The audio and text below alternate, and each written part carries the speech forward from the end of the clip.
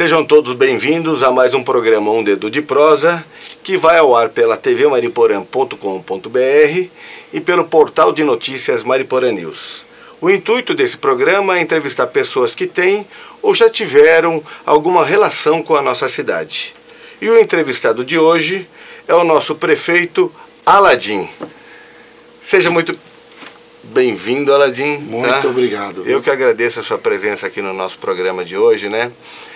E hoje aqui o nosso bate-papo vai ser bem descontraído. E eu queria começar perguntando para você, de onde a sua família veio, como é que vocês vieram parar aqui em Mariporã, onde você nasceu? Conta um pouco a história, uma pincelada sobre a sua família. É curioso esse mundo dos árabes, né? Bom, primeiramente, boa noite a todo mundo. Obrigado, Cláudio. É um prazer estar com vocês aqui no Dedo de Prosa. E muito bacana essa interação que você tem feito aqui com personalidades da nossa cidade. E esta é uma entrevista que eu sempre quis fazer. Falei, mas ninguém faz isso pra mim, todo mundo só vem, vamos falar disso, vamos falar daquilo. Falei, vamos falar da nossa vida é uma piada, vamos a mostrar. Vida é interessante, né? Mas depende de como você vê. Se seus olhos forem luz, a sua vida vai ser luz, né? E agora se for trevas, vai ser trevas também. Mas como a gente enxerga a vida de uma maneira muito esbelta, colorida, feliz, ver a qualidade das pessoas e não o defeito, eu acho que a gente vive muito mais inteirado, antenado e motivado com a vida, né? Agradecendo a Deus por cada dia de vivido. Mas é curioso dizer o quê? Tem mais árabe no Brasil do que no próprio Líbano. Sério? Hoje está assim? Sempre esteve. Sempre esteve. Desde a Guerra da Secessão, né? Em 47, com a criação do Estado de Israel, houve uma compressão da Palestina, se tornando-se em Líbano, e isso fez que teve um processo migratório, não que o árabe não fosse aquele mascate que dominou a Península Ibérica, né, Itália e Espanha, que foi a questão dos mouros, que ficaram 800 anos dominando lá. Seus avós eram de lá? Sim, são os pais também. E uma curiosidade, né? Eu sou nascido lá, né? Ah, você nasceu lá? Isso que eu queria saber. Eu e minha irmã mais velha lá. Né? Que local? Já meu irmão Mohamed e a Nádia são daqui. Eu sou nascido em Beirute, mas eu vim pra cá com 5 anos de idade. E aí naturalizei, só nasci lá e vim pra cá. Entendi. Mais nada. E aí eu naturalizei, muito novo, apaixonei por aqui, nunca mais voltei pra lá. A cidade que seu pai veio para o Brasil, a primeira foi Mariporã mesmo? Não foi. Foi uma cidade chamada Paracatu, em Minas Gerais. E depois nós fomos para uma outra cidade chamada João Pinheiro. Tudo ali no meio noroeste do estado de Minas Gerais. Próximo a Brasília, para você ter uma ideia. Uma outra cidade de Goiás chamada Cristalina. E a gente acabou vivendo muito ali naquele extremo ali, porque tem um tio meu que mora ali na cidade de Paracatu. E por conta disso, a gente ficava próximo da família. E como que vocês vieram parar aqui? E meu outro tio, que é o pai do Wissam. Ah, foi aniversário dele esses dias. De quem? Meu tio Mohamed? Foi. E nessa, ele até falou, olha, tem uma lojinha ali na rodoviária, era do João Nakashima, da Nissei. Lembra do João? Conheço, já foi vereador aqui na cidade. E ele é muito legal. E tinha o irmão dele, que eu esqueci o nome, que tinha aquele urninho bonito. Dava aula de karatê até o irmão dele. Ainda bem que eu não peguei essa fase. Do jeito que eu era pentelho, eu ia tomar o karatê dele. Mas aí eles estavam passando, porque eles iam montar a Nissei. E onde ficou na esquininha hoje, depois montou o Baratão. Hoje é uma lan house. Sabe onde é, né? Na Coronel Fagundes, ali, bem de esquina, né? Isso. Onde já foi o Banco Bandeirantes, ali, acho. Bem dizer, ali é 15 de novembro. Com entroncamento ali, acho que da Zinho Marques, se eu não me engano. Sim. E é onde era o Boticário do outro lado da rua. E nisso, bem de frente ao tio Chico. Ele mudou para lá e aí ficou vaga aquela loja na rodoviária. Na época era o Carim, que era vereador, também Patrício também. Ele alugou pro meu pai ali. Me chamaram outro de Patrício. Você sabe por que chama Patrício, né?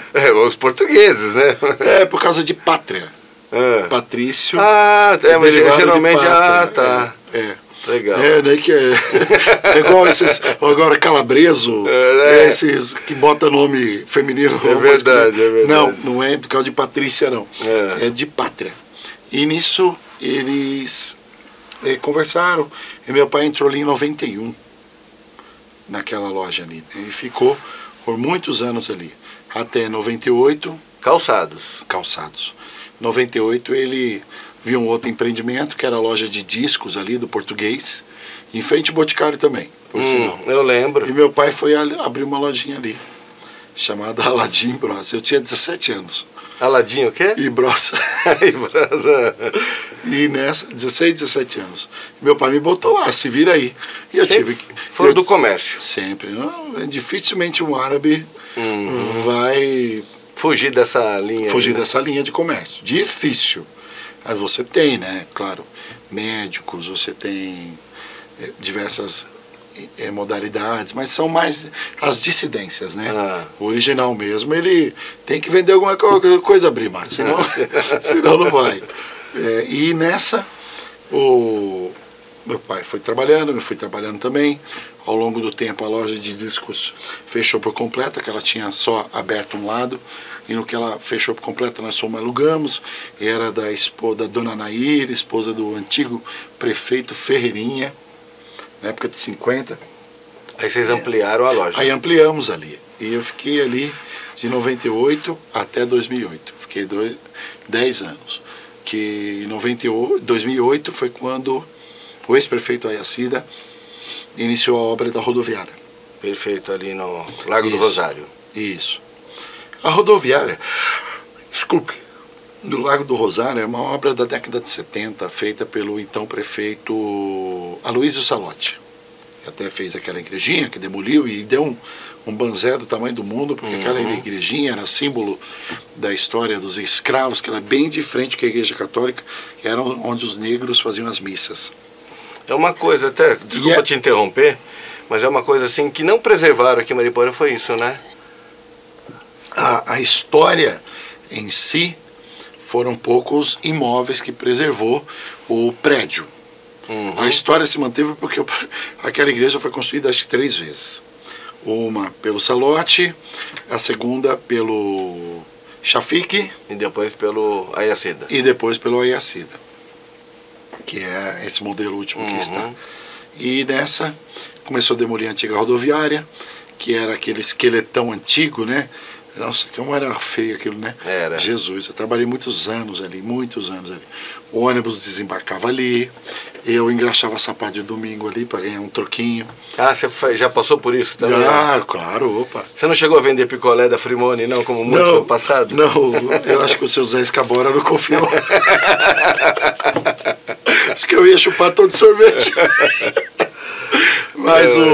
Mas o engraxate foi algo que foi legal para o meu aprendizado, e ali tem uma divisa na minha vida, porque acho que toda criança muito pobre, como eu fui, ela sonha em ter sua bicicleta, seu videogame, ter seus sonhos, ter seu... Você é pequenininho, mas todo homem brasileiro sonha em ter um carro, sonha em ter conquistando as coisas na vida, né? Exato.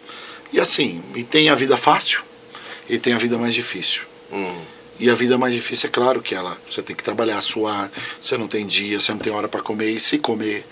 Então eu escolhi a vida difícil para não ter nenhuma dor de cabeça, e porque também eu, graças a Deus, desde os 13 anos, fui levado à Igreja Batista e gostei muito, né, da pregação. Meus pais muçulmanos, então eles não praticantes, eles falavam sobre um Deus, que é Allah, né, uma religião, os costumes, mas mesmo não praticavam, né? Até porque não tem nenhuma instituição para poder praticar aqui na Redondeza, só no Brás ali mesmo. E nessa, a gente foi crescendo com os amigos, pegando prática com os amigos, que eu me sentia muito bem quando eu fui naquela primeira igreja batista ali no Lava Pés. Eu lembro que tinha 13 anos de idade. E foi tão bom, mas existia a resistência dos pais, né? Porque sabe como é. Geralmente é os pais que querem que a gente vá, né? Mas ali existia Mas a cultura era diferente, Era né? diferente, completamente diferente. você tem o mesmo Deus, mas você tem Sim, a gente entende. o mediador que é Jesus, né? E aí é onde entra a confusão toda para quem não conhece como a gente conheceu. Nisso começou a demolir rodoviário, foi para aquele como é que é o nome da rua? Antônio de Oliveira? Não é. No Shopping Zezo? O Shopping do Zezo ali, foi provisoriamente, não sei se você lembra. E eu fiz campanha ali para vereador na rua São Paulo, foi um jeito novo de fazer campanha E nessa correria do seu dia a dia, no passado, quando que você foi picado pelo bichinho da política? Para você, como que você começou a se envolver com a política? Foi até engraçado. Eu falo isso direto, né? Eu estava na loja lá, que meu pai tinha me colocado lá na 15 de novembro, e passou um rapazinho pedindo voto para mim. Era o David. Sabe o David, que foi vereador? Ele até pouco tempo era assessor. Trabalhava no posto naquela época, né? Isso, ele era frentista, ele tomava conta lá do posto. Isso, exatamente. David tem uma história muito bacana, que ele é de família muito rica, depois ele teve uma situação muito difícil, o falecimento do pai, e ele teve que recomeçar toda a vida dele, né? E ele falou, olha, tô querendo candidatar aquela simpatia em pessoa, que ele é até hoje, né? Pedindo voto, se eu votar em você, você ajuda, faz um Senac aqui, um Senai, alguma coisa para os jovens. Por quê? Era o ano de 2004, eu lembro, quando ele veio pedir. E eu tinha terminado a minha primeira faculdade. Devia ter mais ou menos a sua idade, né? Deve ser uns 2 anos mais velho que eu. E eu tinha terminado a minha primeira faculdade de engenharia de sistemas. Nisso, eu vi amigos, assim, por eu trabalhar muito na loja, e aos domingos ali também engraxava, eu vi amigos que me ensinavam muito, que eu tinha uma dificuldade, que eu trabalhava demais.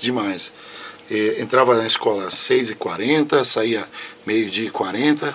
Você estudou aonde aqui? Nidezaim, a vida inteira. A vida inteira? Primeiro ano no Arthur Vengril, quando eu cheguei em Mariporã, em 91, e depois foi Nidezaim a vida inteira, até terminar. Entendi. Tudo. E tem uma paixão muito grande por aquela escola.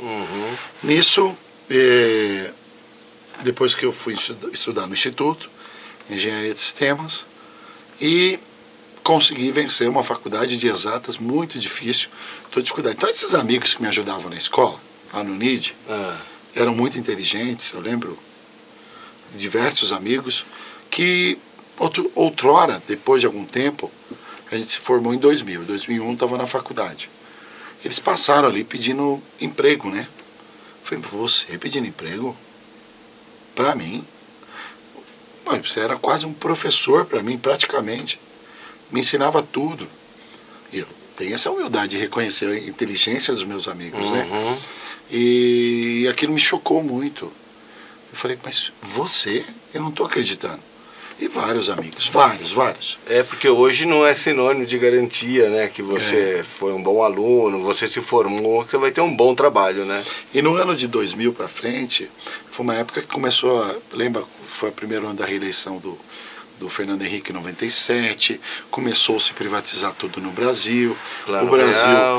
O Plano Real estava se ajustando. Então tudo era muito novo, né? Você vai lembrar como faz tempo. Tinha o tal do bug do milênio, pra você ter uma ideia, que era o papo dos anos 99 para 2000. E eu lembro como se fosse hoje. Todo mundo começando a usar a internet, aquela internet que fazia aquele barulhão. Discada. Aqueles telão de computador. E eu lembro como se fosse hoje isso. E aí me chocou muito aquilo. E eu lembro pro David, olha, você pode me ajudar com isso? Trazer um Senai aqui para formar essa turma, para conseguir arrumar emprego para eles? Uma ETEC, você consegue e tal? Vou lutar por isso. E o David, aquele jeitão dele, entrou, foi eleito. Aí você foi cobrar. Não, ele foi, eu acho que ele tinha sido candidato em 2000, depois foi em 2004, é isso. Não, nem cobrei ele, tadinho. Eu sei que ele teve bastante dificuldade com o prefeito na época, e foi uma porrada até de porrada, e nessa ele não conseguiu, porque era a brigaiada dele aí, e acabou não conseguindo fazer. E aí eu decidi ser candidato em 2008. Em 2004, mas não ganhei, tive 287 votos, a época era 15 vereadores ainda. Quando eu fui tentar a candidatura de novo em 2008, Tinha caído de 15 cadeiras para 10. Eu lembro. Meu Deus, então você tinha que disputar com Carim, Sargento Lopes, Toninho Bombeiro. Quebrado. O Du já era vereador, o próprio David, Quebrado, Pizza, quem mais? Gusto, que aí tinha sido candidato a vice agora, junto com o Jair, né? Quem mais? Tinha umas personalidades fortes. O Marco Antônio já era. Quem mais? Eu não lembro de todos, né? Mas tinha muito cara. Doutora Dilson, não? Doutor Oswaldo. Oswaldo. Doutor Oswaldo era também. Você tinha que concorrer com esses camaradas. E aí, para ganhar, Claudião? Para ganhar era difícil. E naquele ano, 2008... Mas você jovem, você bateu, falou, vou ganhar a juventude pro meu lado. Foi o que eu fiz, enfiei uma pastinha do lado aqui, um papel desse assim, e falou, ó, isso aqui é meu plano de trabalho. Vou trazer uma ETEC, um Senai e um posto trabalhador para cá. E fazia isso ainda na cabeça das pessoas. Que você precisava de formação para conseguir. Profissionalizar, né? A mão de obra, tudo aqui. E até hoje é desse jeito. Até hoje. Eu lembro como se fosse hoje. Consegui ser eleito, foi eu, Marcinho e o Dr. Ricardo Vieira, aquele ano. Os 3 únicos. Então tinha saído 8 da cadeira, para você ter uma ideia. Foi um choque para muita gente ali. Nessa, consegui implementar, com a ajuda da dona Ana, o primeiro curso técnico da Ana Telian, o deputado Estevão Galvão lá no Mufarrege, o primeiro curso técnico de administração e... como é que era? Administração e... logística, segurança do trabalho, um negócio assim. E aí a gente trazia os professores de fora. Um tempo depois veio o Alckmin, anunciou a ETEC aqui, conseguimos fazer o lembro, Senai. Eu estava presente quando ele anunciou. Conseguimos trazer o Senai. Então foi muito bacana esse trabalho meu e vim trabalhando. Então foi por esse motivo que eu entrei na política. Foi para ajudar meus amigos a conseguir uma formação. Foi por esse motivo. Tanto é que eu não queria ser candidato depois, né? Mas aí eu via que tudo que as pessoas me pediam, que aquilo Deus tinha me dado essa bênção de completar esse ciclo muito rápido. Muito rápido. E eu tinha completado. E eu vi que a gente precisava atender outras coisas, porque a cidade não tinha água. Peraí, leva água para 10 milhões de pessoas em São Paulo e não tem água encanada na cidade. Não tinha rua com documento, não tinha luz, não tinha esgoto. Hoje tem um monte ainda que não tem. Mas avançamos demais já, né? Então agora trazendo pontualidade, lógico. Então, as pessoas me pediam, e tudo que eu ia pedir para o prefeito na época era assim, né? Ele falava, não tem dinheiro, vai buscar dinheiro com o deputado. Era assim que ele fazia comigo. E era assim que fazia com todo mundo. E nessa... Tinha que ter projetos, né? Não era só ir buscar, né? E na época não se liberava tanto dinheiro quanto se libera na atualidade. É bem mais difícil a atuação do deputado no passado. Ainda mais direto com o governador mesmo. E nessa... a gente tinha uma dificuldade muito grande. Celino, que ajudava a gente aqui, que tinha um hotel. E a gente começou a articular com política dessa maneira. E eu via que, mesmo trazendo o dinheiro para cá, você não podia aplicar naquela época o dinheiro porque as ruas não tinham matrícula, os imóveis não tinham matrícula, não tinha documentação. E eu comecei a trabalhar com regularização fundiária. Agora, fora a política, quais são as suas paixões, seus hobbies na vida pessoal? Paixão? Olha, eu... gosto muito hoje, né? Hoje. Tem a minha paixão é a minha família. Eu gosto muito da igreja, gosto muito de ir na igreja, gosto muito de conversar com Deus. Eu aprendi muito na dor, o quão Deus é pai e amigo. Aprendi muito dessa intimidade com Deus, independente de ter sempre um pastor orando por nós, ter sempre um irmão orando por nós. A gente tem um canal direto com ele também, né? Porque você, quando está aprendendo o Evangelho, você se sente menino, você precisa ser guiado por alguém que conhece. Mas chega uma hora que Deus te afasta as pessoas para que você possa estar diretamente. Então, eu tenho esse contato muito grande com Deus nesse sentido. Aprendi muito a amar minha família, não que eu não amasse, mas é que eu era, por ter esse jeito árabe, louco de trabalhar, workaholic, loucura de trabalhar, sair 6 da manhã, voltar 23 horas. Eu não tinha noção das coisas. Eu vou te confessar, um dia eu passei cedinho ali na 15 de novembro e você estava batendo um papo na antiga loja Nippon. Ele o primeiro comércio que abre ali, entendeu? Ele abre, o Leandro Ioda. O Ioda, isso aí. Aí eu Você sabe que o Ioda é meu amigo, a gente estudou Estudamos juntos até o último ano, da terceira série até o terceiro ano. Ah, é? O Leandro Ioda. Aí eu vi você Leandro Ioda da nossa, Silva. Ele já está aqui batendo cartão aqui no centro da cidade. Eu adoro conversar com o Leandro, porque e quando era o seu E é legal conversar com comerciantes, né? O comerciante, é bom, né? Ele é o termômetro da economia e da opinião pública. Ele é um termômetro, você verdade, tem que saber. É verdade. Se o comerciante estiver bem, é porque a cidade está refletindo bem. Né? Se estiver acontecendo alguma coisa, uma rua interditada está prejudicando, se um ônibus não está chegando, você sabe, pelo comércio, você sabe, a movimentação. E assim, agora mudando um pouco, né? Como foi a sua trajetória até você se tornar prefeito de Mariporã hoje em dia? A sua trajetória na política, você começou vereador. Foi candidato Quantas uma vezes? Vez, não ganhei. Ah. É importante sempre dizer que a gente aprende muito mais na derrota do que na vitória. Talvez se eu ganhasse a primeira, eu não saberia lidar com toda a situação depois. Lidar né? com toda a situação. Eu aprendi muito, foi uma escola os 4 anos. Até Moisés teve que ficar 40 anos no deserto aprendendo isso, porque era príncipe. Você imagina?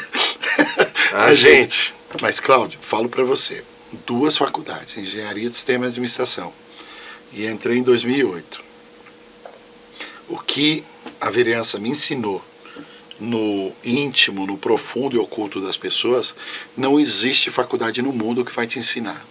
E às vezes a pessoa te fala ali como político, como último canal de acesso, porque ele já foi, às vezes, falar com o cônjuge, não conseguiu. Falar com amigo, não conseguiu. Falou com os parentes, não conseguiu. Falou com outras pessoas, não conseguiu. Falou com o poder público, não conseguiu. Falou com tudo que você imagina, ele não tem mais pra onde correr, ele procura o político. Para recorrer a alguma maneira. Né? Então isso fez a gente ter uma intimidade muito grande com o povo. Então você tem aquele lado da dor das pessoas. Você sente isso. É por isso que a gente, quando faz. A gente tem que ser mais humano mesmo, né? A gente precisa ser empático, né? Você precisa ser sério nisso, muito sério nisso. Tem hora de brincar, mas tem hora de ser sério, quando é a dor, quando é necessidade. Você tem que falar sério. E jamais omitir a verdade para a pessoa. Né? Você pode fazer aqui, você pode fazer até aqui. Aqui eu não consigo mais. Isso eu posso, isso eu não posso. Tem que saber falar, né? Concordo. Então a gente aprendeu muito nesse quesito. E nisso eu fui aprendendo. Eu não ia nem ser candidato à reeleição, fui para poder auxiliar a cidade naquele momento com a regularização fundiária para receber mais recursos. Aí teve um outro mandato, né, de 2013 a 2016. Foi um mandato muito difícil, muito difícil. Tinha um outro grupo político na cidade. Tinha mudado muito o pensamento de como era. Né, o Sr. Yacida era um homem que trabalhava bastante assim, na manutenção da cidade. O Dr. Márcio, ele tinha uma outra visão, um pouco maior naquele momento, mas houve ingerências no meio e acabou prejudicando o básico. E ele, claro, ele conseguiu construir o Anjo Gabriel, o Parque Linear, mas não conseguiu desfrutar disso. Então foi o que a gente se preocupou muito, que quando eu pudesse ter essa oportunidade, para que eu fizesse tudo muito rápido, para que eu pudesse desfrutar disso com a população. Perfeito. Porque senão você acaba, como diz, morrendo na praia. Sem querer fazer uma crítica, mas assim, o Ayacida perdeu uma grande oportunidade. E você, visionário, chegou e falou, não, vou fazer, tocou para frente. Claro, né? Se eu achasse que estava tudo bem, eu não teria sido candidato. Eu não vou ser hipócrita de dizer que estava tudo bem. Não estava tudo bem. A gente sabe que não estava tudo bem. Mas eu entendo o que cada um... Claro que se você vai olhar o Salote, fez a Terra Preta, a rodoviária, que em 1970 foi uma grande avanço. Sim. O senhor Luiz Chama, pelo que falaram, eu não o conheci, que ele era extremamente popular e populista. Ele tinha um contato muito grande com a população. Eu o conheci pessoalmente. E que ele era bom de manutenção também. Na época que a prefeitura precisava de ajuda da população para pôr diesel na máquina. Eu ouvia isso, né?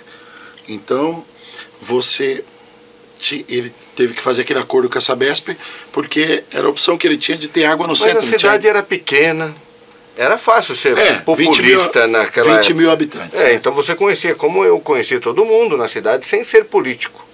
Né?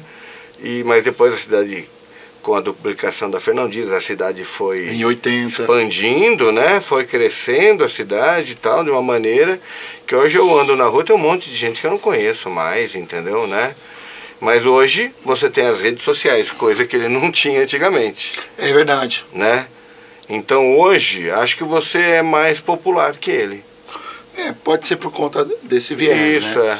Mas, como eu disse para você, Cláudio, então você veio dessa demanda. Você tinha Salote, Salomão Chama, Jair, depois voltou Salomão Chama, depois veio o Sarquis, e eu acho que o Sarquis, ele deu um up, porque a prefeitura era na máquina de escrever, e ele trouxe o computador. Ele profissionalizou, né? E ele trouxe a aerofoto, né? A aerocarta, que mapeou a cidade. IPTU, né? Ele foi muito criticado por causa do IPTU. A cidade arrecadava 8 milhões, ele foi para quase 40 em 3 anos e meio.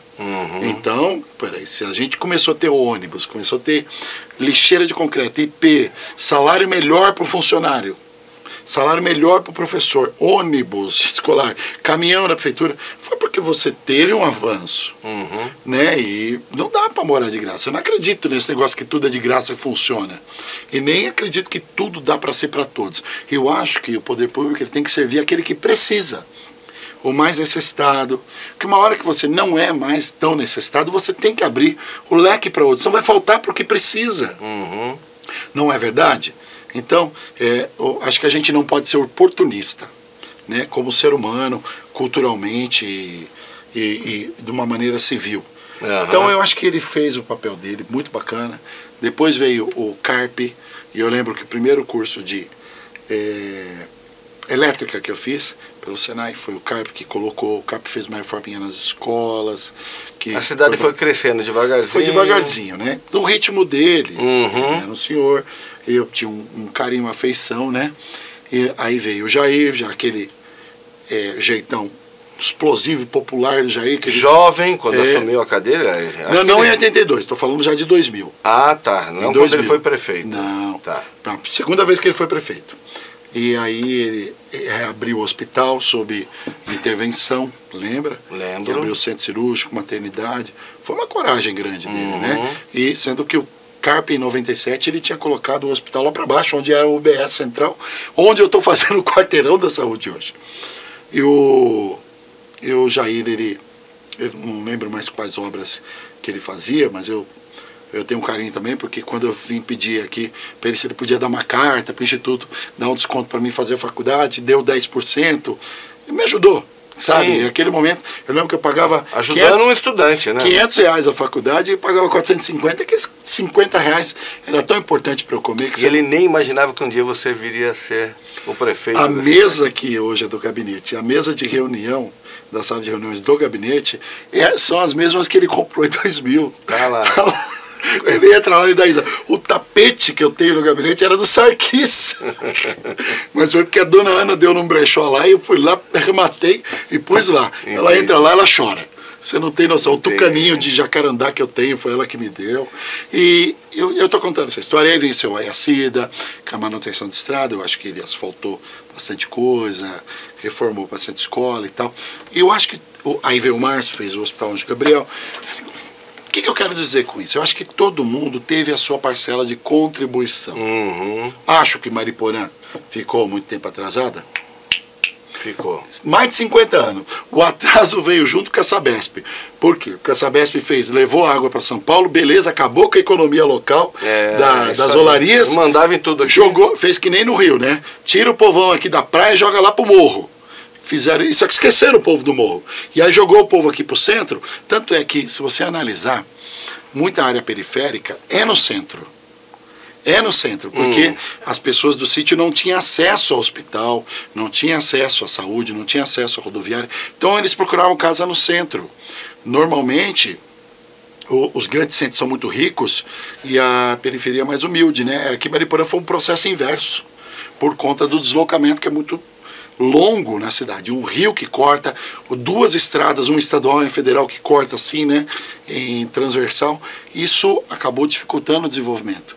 E com o processo do licenciamento ambiental que ficava na CETESB, que isso acabou semana passada, não que... Era CETESB e em Plaza também que tinha isso, aqui, né? E hoje o licenciamento é nosso, desde quinta-feira. Então, isso atrasou bastante e criou-se uma irregularidade na cidade.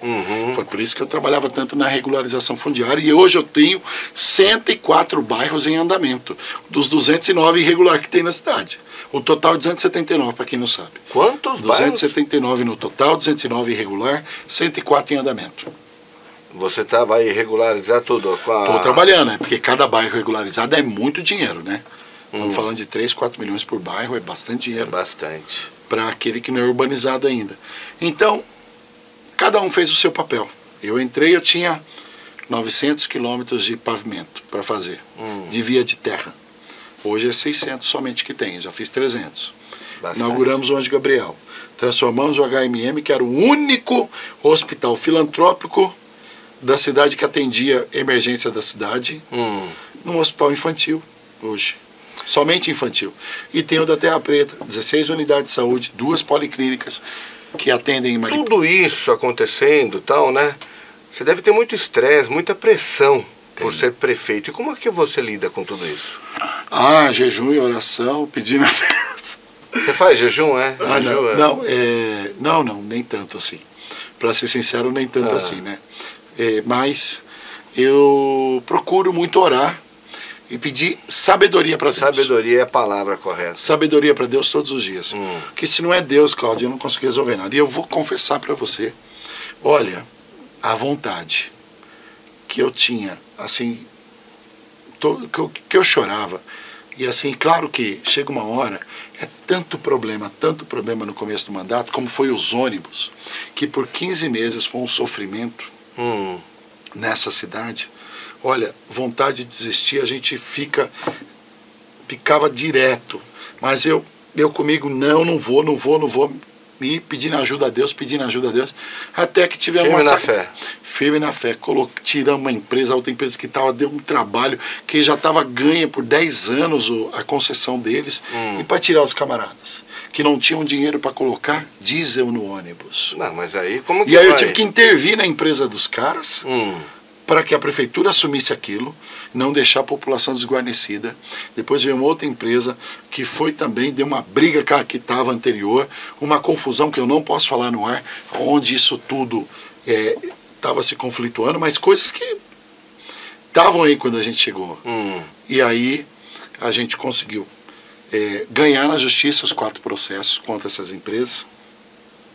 Fizemos um novo edital, onde um novo modelo de contrato de concessão de ônibus não existe mais, mas existe um aluguel do transporte. Essa foi a sua primeira dor de cabeça que você teve aqui. Meu Deus do céu.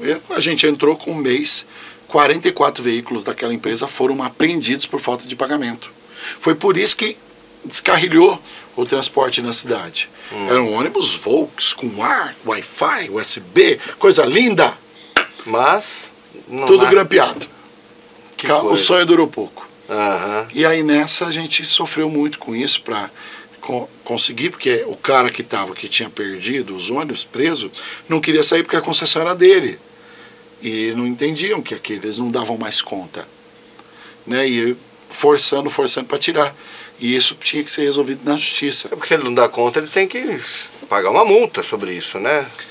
Exato, mas até aí tem que se findar na justiça, porque existia um contrato feito anteriormente, não por mim. Entendi.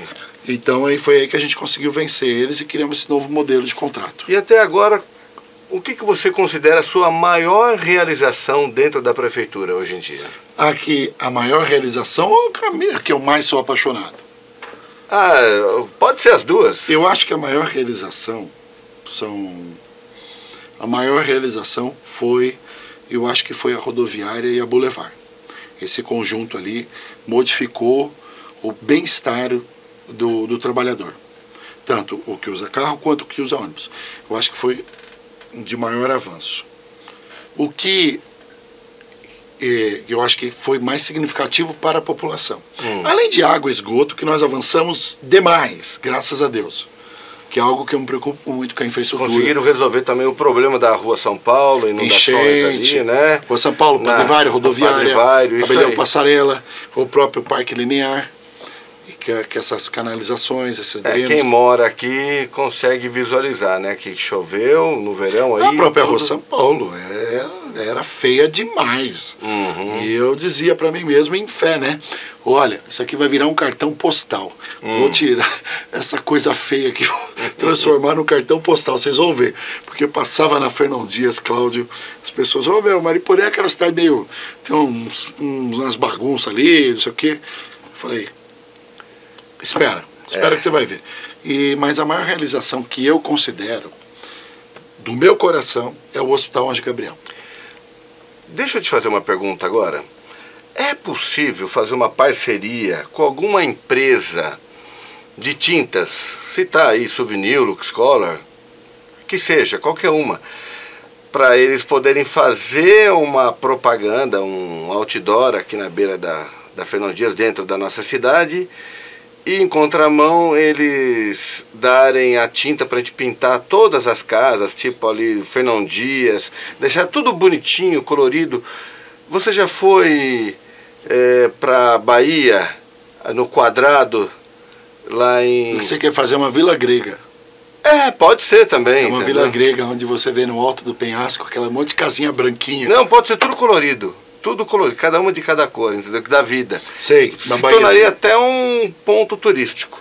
Legal, né? Entendeu? Já pensei nisso. Na verdade, não tive contato com o pessoal ainda. Não sei se a gente consegue. Porque mudaria, isso. Porque quando a gente passa da Fernão Dias, a gente vê as casas, né, que não estão acabadas por fora. O pessoal não tem dinheiro para isso, né? Então a prefeitura poderia ajudar, deixaria o bairro mais bonito, né? Fica uma coisa assim, visualmente falando, mais prazerosa para quem passa da Fernão Dias, porque a cidade já mudou muito aqui, quem passa, né, quem te viu e quem te vê, né, Mariporã, né? Então, assim, hoje a pessoa já vê um McDonald's e fala, nossa, tem McDonald's agora na cidade, porque se destaca muito na beira da... Ele ficou num lugar muito bonito, né? Ficou, né, bem localizado. Quem é daqui fala, caramba, tem, que bênção. Quem não é daqui fala, não tinha. Mas, não tinha ainda, né? Mas é bacana, eu pensei nisso sim. Tem um programa do Estado, da Secretaria de Habitação do Estado, não sei se ele ainda é válido, mas tinha no governo anterior do Rodrigo, que chama Viver Melhor. E a gente fez no Parque do Moinho algumas casas assim.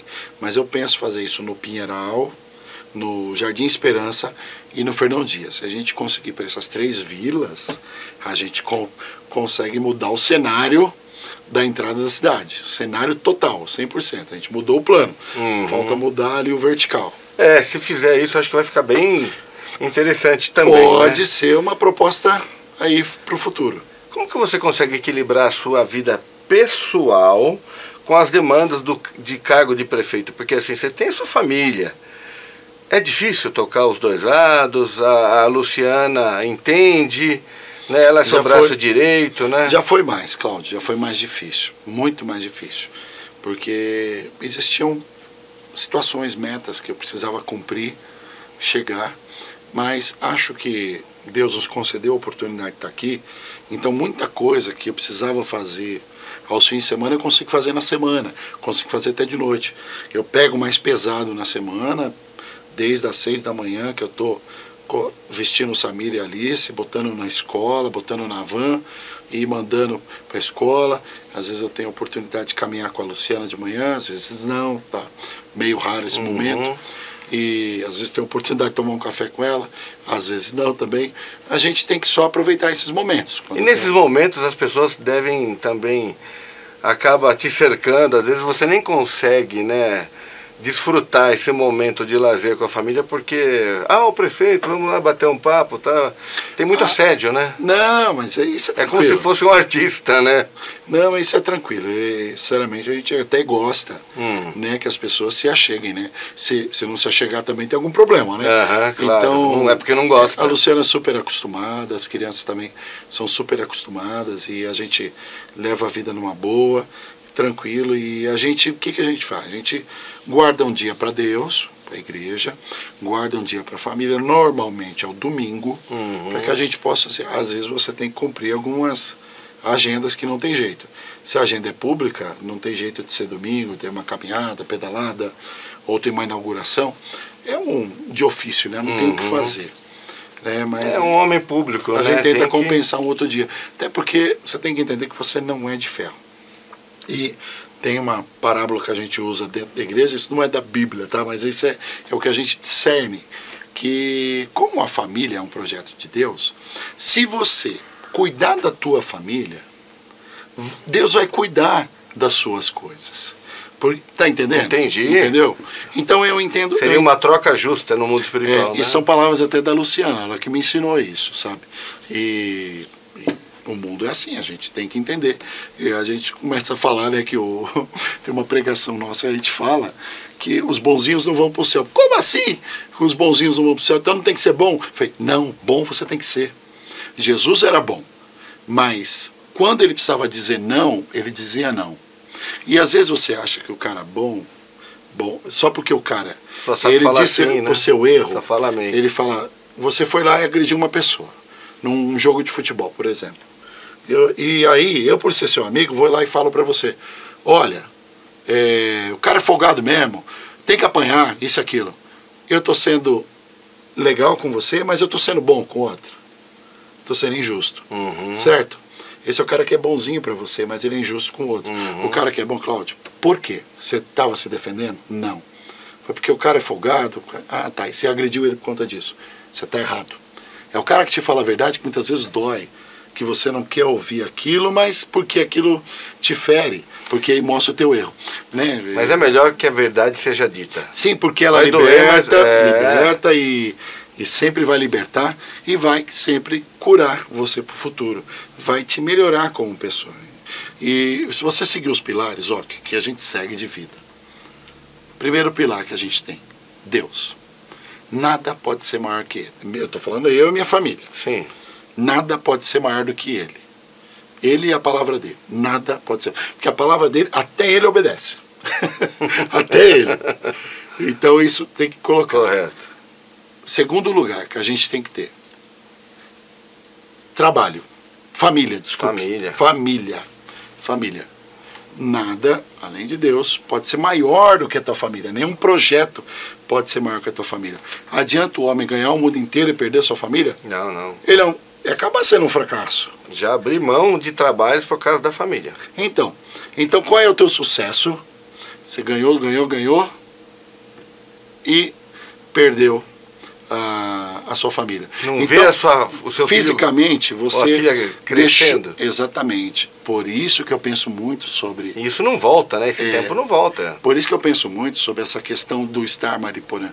Você pretende outro cargo, isso aqui? Não, por enquanto não, porque aqui eu estou perto do meu povo, estou perto da minha igreja, estou perto dos meus amigos, estou perto da prefeitura, do meu trabalho, porque hoje eu moro, trabalho e vivo, principalmente vivo em Mariporã. Antigamente o pessoal de Mariporã morava aqui, trabalhava em São Paulo e vivia em Atibaia. Era ou não era? Era. Por quê? Gastava o dinheiro que ganhava aqui, eu ganhava em São Paulo. Quantas noites eu ia para Atibaia, Bragança, porque não tinha Mas hoje nós temos aqui. opções. Então, o primeiro mandamento, sobre Deus. E tem uma palavra bíblica que diz, não adianta o homem ganhar o mundo inteiro e perder sua alma. Então, se faz verdade isso. O segundo, não adianta o homem conquistar todas as matérias do mundo e perder sua família. Então, deixa de ser um fracasso. Aí, terceiro, vem o trabalho.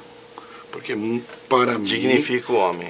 Exatamente. Todo homem, ele é digno do seu trabalho, fruto do seu trabalho. E o que adianta o trabalho se ele não pode desfrutar do fruto do seu trabalho? Então nós entendemos isso, Eclesiastes, explicando sempre sobre essa sabedoria. E aí depois vem a igreja. Aí você tem que ter um momento ali para ir na igreja e tal, e ter a sua liturgia. Isso é da maneira. Esta é a regra que eu sigo, essas 4 regras que eu sigo, os 4 pilares para sustentar a minha vida. Eu sigo desta maneira. A minha próxima pergunta aqui seria: quais são os valores que norteiam suas decisões como gestor político? Acho que está meio que respondido aí, né? É mais ou menos isso. Eu peço, não vou dizer que não consulto a Deus, ao Espírito Santo, para ter discernimento. Por quê, Cláudio? Se eu tomar uma decisão, a gente costuma brincar, eu vou fazer uma brincadeira para que todo mundo entenda. É muito fácil. Onde vêm os maiores erros dos políticos? Na ira. Por que ele se irou? Ele se irou porque ele filtrou algo ruim que fizeram para eles. E isso deixa o cara com amargura, rancoroso, raivoso o tempo todo. E ele não consegue, vai tomar a decisão correta quando o coração... E ele nunca vai discernir o certo. Então, ele pode tomar uma decisão errada e afetar 93 mil pessoas. Que é a população que... E aí, às vezes, eu sou criticado. Por que você está demorando para tomar a decisão? Falei, isso aqui não é minha casa. Isso aqui é a vida das pessoas. Então, quando você toma a decisão de mandar a população para um lugar do espaço de eventos, correndo o risco de um temporal e levantar aquilo tudo, porque você precisava dar uma dignidade na rodoviária, você sabe do risco, mas você sabe da benfeitoria que vai vir. Graças a Deus a população confiou. Quando você inventa uma avenida nova, você sabe o que vai fazendo. Quando você fala de levar água, você sabe que você quer se livrar do caminhão-pipa. Quando você fala, vou abrir um hospital, como o Anjo Gabriel, você fala que você não quer mais aquela situação constrangedora que era o HMM. Mas assim, você tem que saber que ali custa 3 milhas por mês. Chamado por muitos de açougue. Sim, no passado. Sim, hoje, graças a Deus, uma referência de hospital infantil. E quando terminar o quarteirão da saúde, vai reformar tudo e vamos inaugurar um novo hospital lá. Se Deus quiser, quando der tempo, né? Dinheiro? Precisa de muito dinheiro? Lá para reformar, sim. Hoje, uma reforminha básica naquele lugar ali, 7, 8 milhões ali. Aí tem a ajuda do governo? Depende do que você faz. Às vezes o governador tem recurso, ele cria um programa e você acaba oportunizando isso. Às vezes você tem o governo federal que tem o PAC, você cadastra ali, você tem um programa aberto e você consegue condicionar isso. Bom, precisa entender uma coisa. A política é como a vida da gente.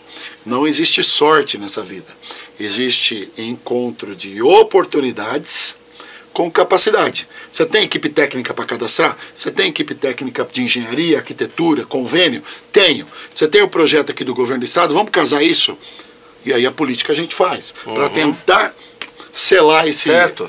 E é isso que a gente faz. Então, as coisas surgiu a oportunidade, você está capacitado, vai dar tudo certo, vai cair como uma luva. Exatamente, né? Porque eu vou mandar... Senão, vai perder a oportunidade... O cavalo passando selado na sua porta, você não vai poder montar, não é isso? Exatamente. E isso eu sou um defensor de técnico no lugar certo, cada um no seu quadrado. Sou um defensor do bom salário. Eu acho que todo mundo tem que ser justo no seu salário, tem que dar valor a quem precisa, né? Se você quer uma excelente cidade, você tem que ter excelente salário de servidor, excelente salário de diretor, de médico, de secretários. Falando nisso, qual é a sua visão para o futuro de Mariporã? A minha visão é que a gente deva, em nome de Jesus, se tornar uma Nova Zelândia em matéria de esporte radical, em atrativo turístico, brasileira, com um potencial industrial lá na Terra Preta, que mantém esse arroz com feijão funcionando. Entendi. Até que essa economia turística se autossustente. São dois vetores. Eu não perco o vetor do desenvolvimento sustentável e turístico, esportivo. Tanto é que o Inter de Milão está aqui na cidade, construindo estádio ali, vai fazer hotel. E não perco o meu arroz com feijão, que me nivela com o primeiro mundo industrial, China, Taiwan, Estados Unidos, Europa, que é as nossas indústrias de Terra Preta. Para quem não sabe, 425, das quais 175 são de plástico. Nós somos um grande vetor na produção de plástico no Brasil. De reciclagem? Não, plástico em geral, produção da matéria-prima. Ah, tá. Não, da produção, desculpa, na matéria-prima não. Na produção da manufatura dele, que é produção de copinho, pratinho, cortininha de de banheiro. A Plastamp ponta tá aqui, né? Hã? A Plastamp tá aqui em Terra Preta, né? Forte, Por né? nome eu não sei, mas você vê a Pra Festa, É pra festa, é isso aí. É pra festa. PRD, a Perfeito, são a Márcio Vitorino, que faz muito compensado, mas eles usam muito embotidos de plástico para fazer os terminais. Tenho muitas empresas novas aqui para Mariporã, né? Vocês Cláudio, não tem mais incentivaram isso, né? Nós fizemos. Quando nós entramos aqui em 2021, foi curioso, porque nós não tínhamos o dinheiro para pagar o funcionalismo em fevereiro. Estava apertado, não tinha dinheiro, estava desesperado. Ai, eu orei a Deus. Falei, meu Deus, como é que eu vou fazer? Ai, Jesus. E eu falei com a Câmara, os vereadores me ajudaram nisso, tenho que agradecer todos os vereadores, que ajudaram muito nisso mesmo, e votaram a lei de incentivo fiscal. Quando o governo estava cortando, porque estava no Covid, estava aquela pandemia desesperadora, eu estava com Covid, estava recém-saído da UTI do hospital, suava pra caramba, engordei, estava com 150 quilos. Chegou a bater esse peso? Ah, foi. Deu tudo, né? Engordei, campanha, Covid, e mais a... Campanha onde vai come, né?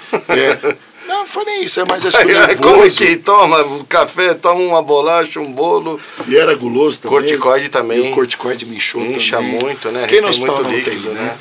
Quem não tem num quarto, o senhor Ayacida num outro quarto. Você acredita? Eu lembro. E eu achei que ele ia sair e eu ia ficar, porque eu era bem mais sedentário, né? E ele ativão, né? Mas infelizmente ele teve essa piora. Foi-se, né? Acho que no dia 28 do 12. E eu consegui sair do hospital, acho que dia 22 do 12. Porque antes do Natal. Tanto é que a transição, quem me ajudou a fazer foi o presidente da Câmara, Ricardo Barbosa, junto com a Lu, junto com a equipe que estava aí na antiga gestão. Foi bastante difícil, eu não consegui fazer a transição, para você ter uma ideia. Que você perguntou, desculpa só para não perder. A visão do futuro para Mariporã. Então é isso, eu acho que a gente tem que caminhar nesses dois vetores. Por quê? Por que eu me preocupo tanto com a fábrica? É uma hipocrisia. O pessoal fala, você fala de fábrica. Fábrica não é destruição, neném. Lá na Terra Preta não tinha esgoto. Tem uma indústria lá que gasta 2 milhões para tratar o esgoto dela por ano. Agora eu estou colocando esgoto lá e não vai precisar gastar mais. Entendi. Nem um centavo. E é isso. Falando, como você não dava infraestrutura básica para as indústrias. Com a lei de incentivo fiscal, nós saímos de 115 empresas para 325. Aumentou tudo isso em... Exato. 310 indústrias. Na titularidade de empresas, deve ter passado de 3 mil já. A última vez que eu vi, no dezembro, era 2.798. Isso é bom, porque vem impostos, né, para a cidade, Não, gera mão de obra, né, emprego, e o pessoal gastando aqui... 6 mil empregos. 6 mil empregos. Isso. E aí o legal, o orçamento, que saiu de 240 milhões para 530 esse ano, e devemos chegar em 570. E nós estamos com 93 mil habitantes em Mariporã hoje? Segundo o IBGE, eu não acredito não, acho que é mais. Você acha que é mais? Uma semana antes eles sentaram comigo e falaram, acho que vai bater 113, 115 mil habitantes. Eu acho que é isso. E isso tem um problema, né? Porque com menos de 100 mil, a sua cota parte do fundo de participação dos municípios, que é a verba federal, diminui. Então eu fiquei bem chateado com isso. E nada foi feito, né? Deixa eu fazer uma pergunta. Como está seu tempo agora? Está com pressa? Tem que ir embora? Mais ou menos. Eu tenho umas perguntas aqui. Não, ainda, vamos embora. Né? Vamos embora? Vamos tocar o barco então. Depois a gente edita, né? E vamos ver o que acontece, né? Olha, eu tenho umas perguntas para fazer agora do âmbito mais político mesmo. Tudo bem para você? Claro, tranquilo. Vamos lá. Como você planeja envolver os jovens na construção do futuro de Mariporã? Que você falou no começo da nossa entrevista sobre a ETEC, sobre trazer... Você pediu para o David, né, trazer o Senai. Senai, né? E isso é para impulsionar o jovem, né, na cidade, né? Exatamente. Desenvolver, né? Você precisa enxergar, a primeira coisa, que política hoje você tem que enxergar o cenário global. Quando você fala em cenário global, você não fala só em fazer o arroz com feijão de uma cidade, passar uma máquina, mandar merenda para uma escola, mandar médico para um hospital. Não é só isso. Você tem um cenário comercial rodando no mundo. E esse cenário que envolve Estados Unidos, China, Europa, Taiwan e hoje Índia, né? Você tem um mercado global vendendo com o advento da internet, com app de vendas. E além de estar vendendo, eles estão montando sedes aqui no Brasil, porque o mercado brasileiro é muito consumista. Mas o que acontece quando o governo não te protege desse mercado de produto importado? Eu adoro produto importado, sou louco por videogame, PlayStation, Xbox, amo, claro, tá lá, mas eu adoraria que fosse nacional, porque eu sei que ia ter uma fábrica e um monte de gente trabalhando. A gente tem uma geração que é muito moldada nisso aqui. É uma geração que não é aquela geração Coca-Cola dos anos 80 e 90, que é rebelde enquanto é jovem, não. Hoje você vê que é uma geração contínua de pensamento, onde polarizou os povos, onde você é segmentado conforme seu pensamento, e a democracia é conforme você pensa, e você é aquilo que você é moldado na opinião pública conforme convém àquele que é beneficiado. O que eu quero dizer? Existem muita gente sugando o Brasil, sugando o governo federal, estadual, municipais, trazendo empresas de fora, montando verdadeiras monopólios comerciais aqui dentro, a custo quase que nulo, onde o produto vem importado de uma China, chega aqui. E nós percebemos que durante a pandemia nós estamos na unha da China, né? O mundo percebeu, né? Eu vou dar um exemplo para você. Eu sempre trabalhei com loja de calçados. A Topper, Penalty, fábricas nacionais, elas faziam aquelas bolas capotão, lembra? Lembro. Sei quando chovia, parecia que tinha 10 quilos a bola, que batia na cara assim, até cedo. De repente começou a fazer chamado microfibra, mas na verdade era um sintético, uma napa sintética, onde antes era couro e costurada. Hoje ela é napa sintética e colada. Curiosamente, não vem mais fabricada aqui. E lembra que tinha esse negócio que era na prisão? Terceirizaram tudo, né? E tal, que era para motivar lá os presidiários. Até isso tinha, de tanto movimento que tinha com bola. Hoje ela vem importada da China, mais barata do que o custo de produção ela aqui. Ela vem para venda mais barata. Vou te dar um outro exemplo. Tem uma famosa empresa de filtro de óleo. Uma famosinha laranjinha. A VEG? Se eu não me engano é Tecfil. Está em Guarulhos, ali na beira da Dutra. Tomara que eu não esteja falando besteira, porque é uma informação que eu recebi no industrial. Se eu tiver, me perdoe. Que tem 800 funcionários. E eles vão, ao longo do tempo, dispensar tudo isso. Por quê? Porque o produto dele, produzido no Brasil, é mais caro que o produto que ele mandou fazer na China, trouxe para cá para vender. Mas você acha que ele quer problema trabalhista? Não, jamais. RH, pagar funcionário, sendo que o trabalho que ele vai ter é alfandegário. Então, aí associado a isso, ainda a inteligência artificial, né? Que vai diminuir mais ainda a mão de obra no país, né? Aí você me perguntou como você quer proteger os seus jovens. Primeiro, formando uma nova categoria de jovens. Por isso que eu invisto tanto na educação básica. A média, o ensino médio não é meu, é do Estado. Não consigo intervir, só instigar, né, o governo do Estado. Mas a básica a gente já deu um grande avanço. Vai sair a nota do IDEB agora, vamos ver como está. Mas a região, o índice de alfabetização nosso foi o maior. Eu fico feliz que nós não temos o maior orçamento da região. Depois, nós temos uma empregabilidade muito grande percentualmente. Nós estamos num processo de evolução industrial. Estamos buscando novas áreas para trazer mais indústrias aqui em Mariporã. Todavia, com isso, a formação de mão de obra, que é a primeira coisa que o empresário me pergunta. Quando ele vem para cá, você pergunta que ele pergunta se tem área, água, e esgoto, energia? Mão de obra, que é o que ele pergunta. Exato, porque ele ainda acredita na produção aqui. Ele ainda não foi picado pelo bichinho da China. E porque na hora que o produto dele fica mais caro de produção do que o produto manufaturado para venda, importado, Aí, meu irmão, eu não sei o que vai ser do nosso país.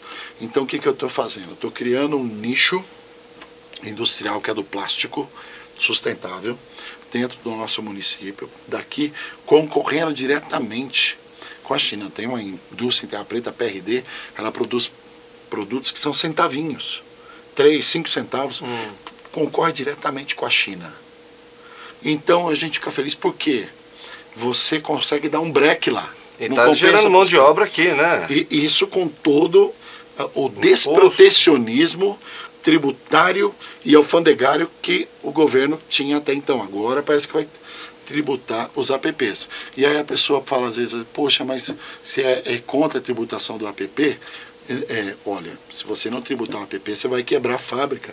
Vai ter um monte de pai e mãe de família e criança na berlinda de numa calçada pedindo comida para você, porque ele não tem mais onde comer. Aí você pergunta às comunidades, quando cresceram em São Paulo, Guarulhos, a maioria que mora em beira de... Você acha que alguém quer morar na beira de um córrego fedido, com esgoto, que quando chove a casa dele enche de sujeira? Você acha que alguém quer morar nisso? Jamais. Ninguém quer morar nisso. Falta mesmo de oportunidade. É porque ele não conseguia mais pagar um aluguel.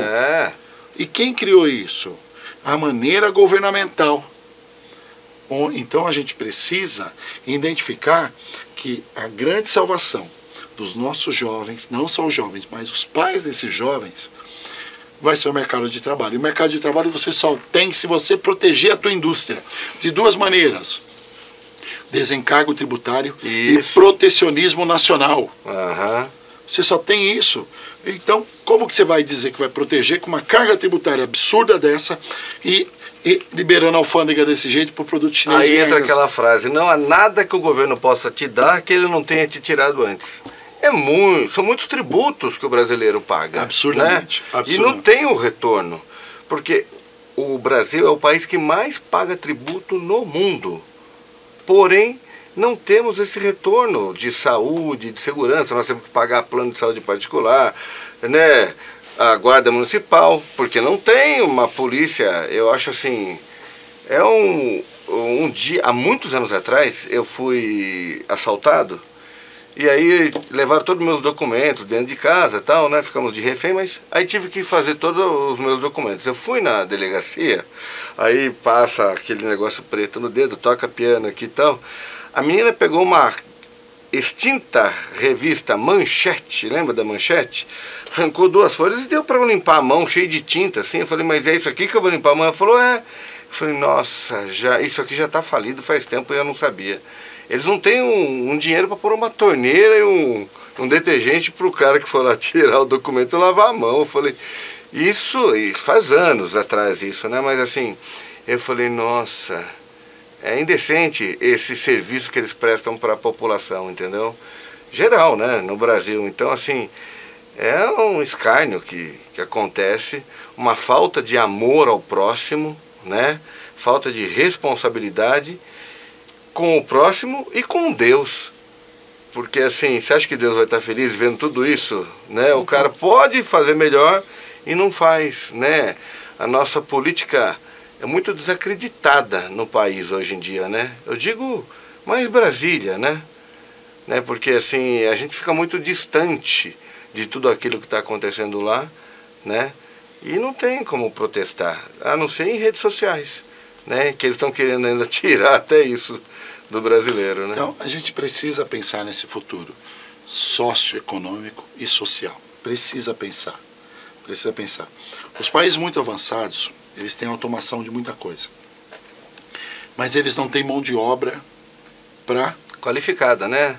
Para fazer serviços essenciais, limpeza, pedreiro, encanador, essas coisas todas. Eles até estavam aceitando pessoal de outros países nisso.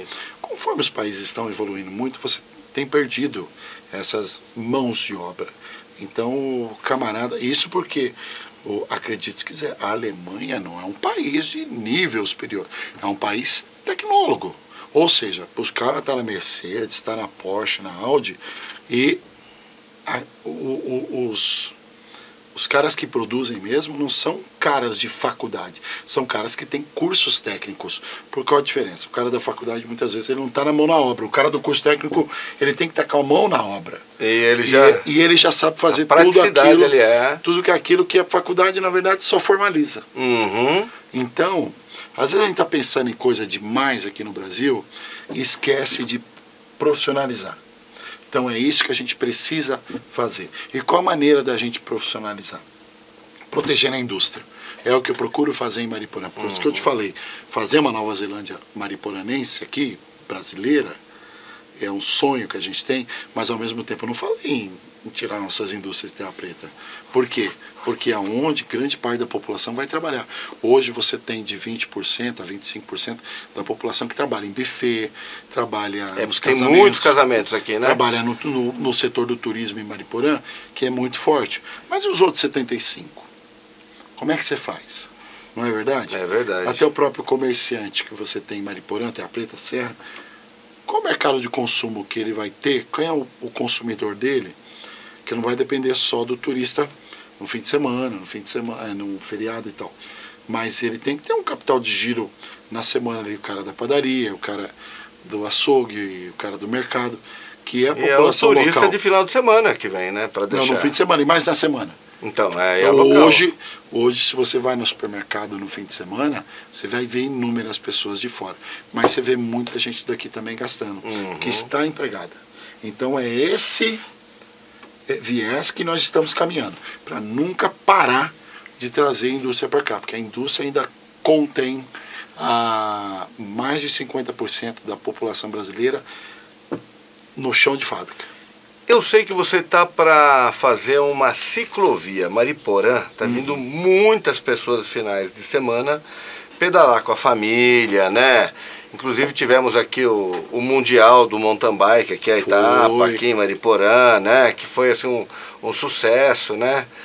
O Mariporã foi televisionado para o mundo, né? Warner, ESPN. Isso assim, ó. YouTube, foi impagável, né?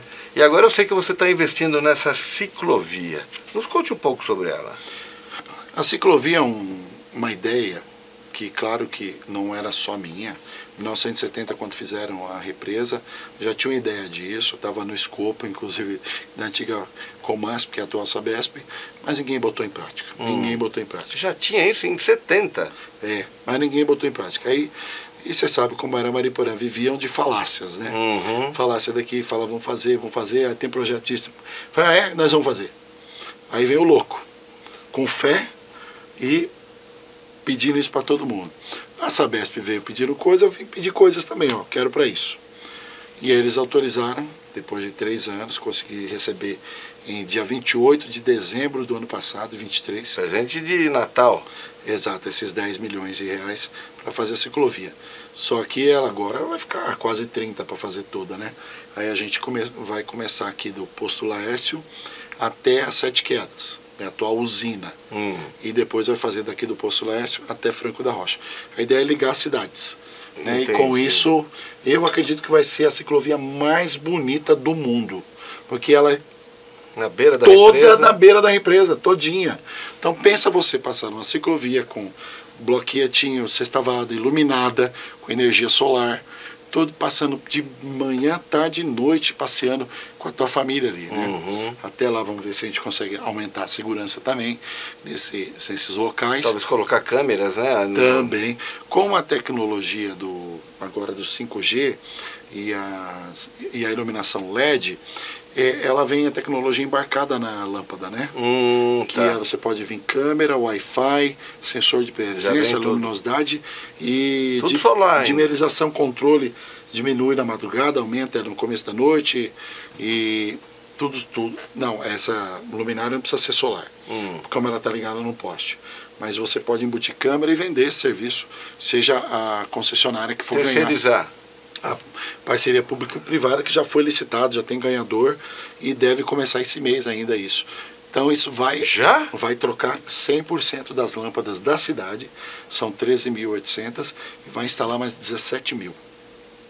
lâmpadas na cidade, para cobrir todo o território em lâmpadas LED para 10 anos, com essa tecnologia embarcada que eu falei para você. Que legal. Que eles podem vender Wi-Fi, vender a câmera e qualquer outro serviço que possa embutir nessa tecnologia. Isso aí vai ser um grande impacto, né, para a população e para os turistas que vêm aqui para Mariporã, falando, nossa, vamos lá, vou levar a família. Vamos fazer uma foto aérea de Mariporã agora e daqui a um tempo, como vai ser. Tá.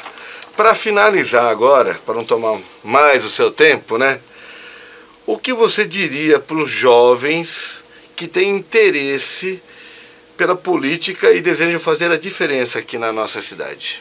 Acreditem, há em todos os setores profissionais pessoas boas e ruins. Não se espelhem na política nas pessoas ruins, se espelhem nas boas. Tem muito exemplo bom. Confiem em Deus, ouçam o que seus pais disseram para vocês, que só querem o seu bem. Vão pelo certo, por mais que pareça que não vai dar certo, acreditem no certo. Às vezes vai doer, o caminho é estreito, mas dá para chegar lá, porque a gente vai precisar de sucessores, né? A cidade cresce quando ela tem uma continuidade de pensamentos. Às vezes pode até não ser o mesmo político, mas ele pode ser uma continuidade de pensamentos. Então, se a gente criar essa geração, vocês acreditarem, vocês também vão ser acreditados no futuro.